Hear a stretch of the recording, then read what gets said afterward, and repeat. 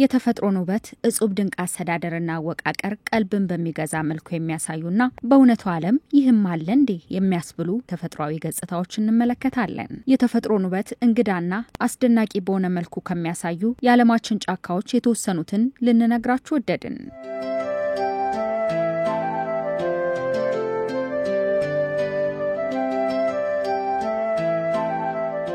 በመካከለኛ አውሮፓ ፖላንድ የሚገኘው ክሮክድ ፎረስት እጅግ አስደናቂና ማራኪ በሆኑ ግንደ ቆልማማ ዛፎች የተሽቆጠቆጠ ነው። በፖላንድ ግሪፊኖ ትንሽ ከተማ ወጣ ብሎ የሚገኘው የደን ክፍል ከ400 በላይ የጽድ ዛፎችን ያቀፈ ሲሆን ዛፎቹ የጄ ቅርጽ ያላቸውና ወደ ሰሜን ፊታቸውን ያዞሩ ናቸው። በጫካ ውስጥ የተለመደው አይነት ዛፎች ቢኖሩም አብዛኛው የደኑን ሽፋን የያዙት ቆልማማ ዛፎች ናቸው። በሁለተኛ ዓለም ጦርነት ወቅት በአካባቢው የሰፈሩ ሰዎች በጫካ ውስጥ ያሉ ዛፎችን በሚፈልጉት ቅርጽ በመጥረብ ታንክ ለማሽከርከር እንዲሁም ጀልባዎችን ለመስራት ይጠቀሙባቸው እንደነበር ይነገራል።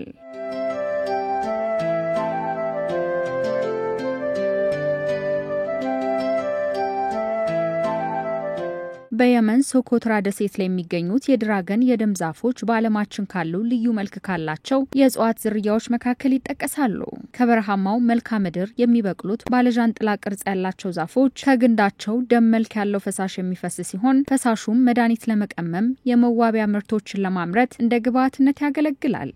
በየመን ኮስትራ ደሴት የሚገኘው ይህ ጫካ ጥቅጥቅ ባለው ባለብዙ ቅርንጫፍ ዛፎቹ ላይም ማራኪ ከመሆኑ ባሻገር በተለይም ለመድኃኒትና ለምርምር የሚሆኑ እጽዋት በማቀፉ እጅጉን ተፈላጊ ሆኗል።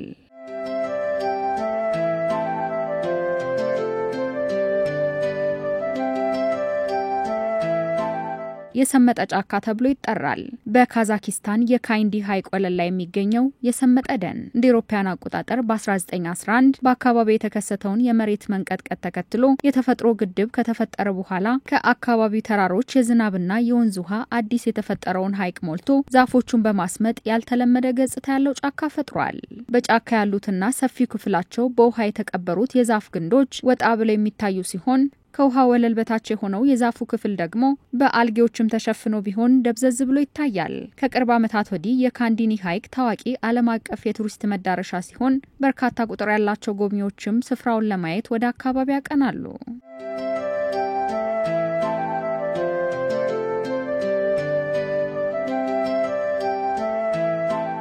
የጎብሊን ጫካ እጅግ አስደናቂ የብዝሃ ሕይወት ምድር በሆነችው ኒዘርላንድ ሰሜናዊ ክፍል ይገኛል።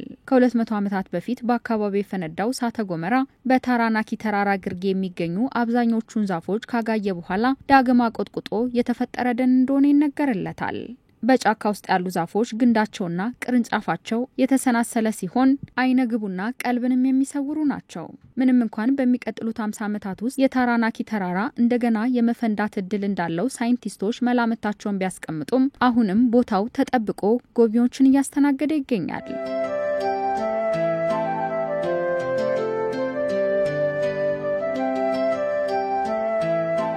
የቀስተ ደመና ባህር ዛፎች ደን በፊሊፒንስ የኢንዶኔዥያና የፓፑዋ ኒው ጊኒ ደኖች ይገኛል።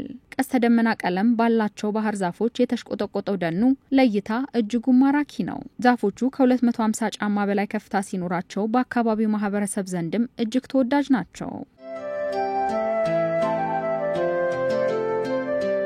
ከ800 ዓመት በላይ እድሜ ያላቸውና ግዙፍ ግንድ ያላቸው ዛፎች መኖሪያ ነው። ግርማ ሞገስ የተላበሰው የባኦባብስ ደን ውብ የመንገድ ዳር መስህብ ከመሆኑ ባሻገር ዛፎቹና የአካባቢው ማራኪ ገጽታ ከዓለም ዙሪያ በርካታ ጎብኚዎች ወደ አካባቢው እንዲጎርፉ አድርጓል።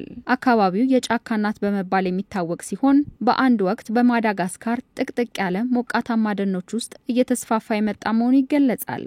ዛሬ የባኦባብስ ጎዳና ውብ የመንገድ ዳር መስህብ ብቻ ሳይሆን የማዳጋስካር የበለጸገ የብዝሃ ሕይወትና የባህል ቅርስ ምልክት ነው።